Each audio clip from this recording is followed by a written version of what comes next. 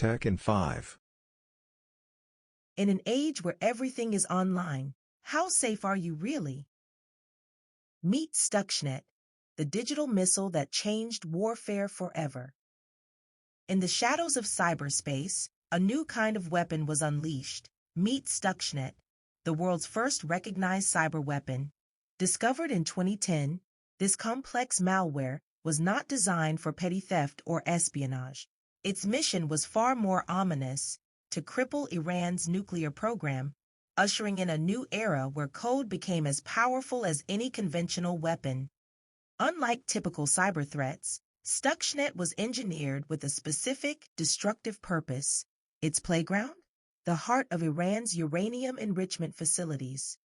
Crafted with precision, Stuxnet stealthily infiltrated these facilities. The target was precise, the centrifuges vital for uranium enrichment. Stuxnet's genius lay in its ability to target Siemens' SCADA systems, the control center for the programmable logic controllers, or PLCs. These PLCs were the brains behind the centrifuge's operation. Stuxnet discreetly manipulated the PLCs, causing the centrifuges to spin out of control, while simultaneously showing normal operating conditions on monitors. It was a silent strike, causing physical destruction without a single explosive.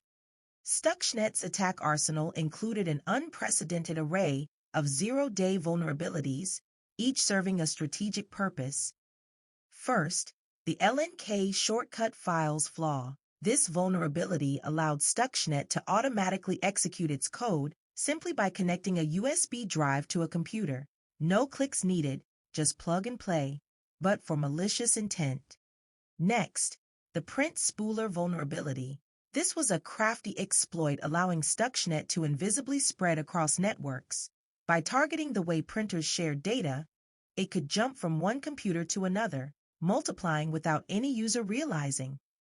But Stuxnet needed more control. Enter the keyboard layout file vulnerability. This exploit was like finding a master key. It allowed Stuxnet to gain elevated privileges within the system, giving it the freedom to manipulate deeper settings. And the Win32k vulnerability? That was Stuxnet's secret passage to the system's core operations.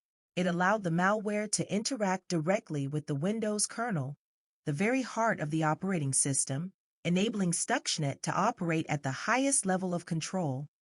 But Stuxnet didn't rely on 0 days alone. It also used the CPL-link method and the infamous configure worm vulnerability, known weaknesses that further broadened its attack surface.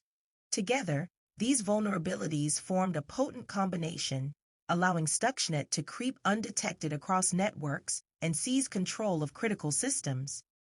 The true cunning of Stuxnet lay in its specific target, the programmable logic controllers, or PLCs, controlled by Siemens SCADA systems. These PLCs are the brains of industrial machinery, orchestrating every move. Stuxnet was no ordinary malware. It was a precision tool. Once inside the system, it did something unprecedented. It reprogrammed the PLCs. This wasn't just digital tampering. It was a physical hijack. By subtly altering the PLC's code, Stuxnet forced the centrifuges to spin wildly out of control, all while displaying normal operation to unsuspecting operators. The physical damage was inevitable, yet completely concealed from monitoring systems. The impact of Stuxnet was both immediate and profound. In Iran's nuclear facilities, it caused significant setbacks. The physical damage was extensive, discreetly halting progress without a trace of external intervention. Stuxnet's legacy didn't end there. It paved the way for successors like Duqu, Flame, and Gauss, each sophisticated in their own right, further blurring the lines between digital espionage and cyber warfare. These offshoots indicated a new era of state-sponsored cyber operations. Ultimately, Stuxnet redefined the landscape of digital threats and cybersecurity. It demonstrated how cyber tools could achieve strategic geopolitical goals, challenging the global community to rethink the boundaries and potentials of digital warfare.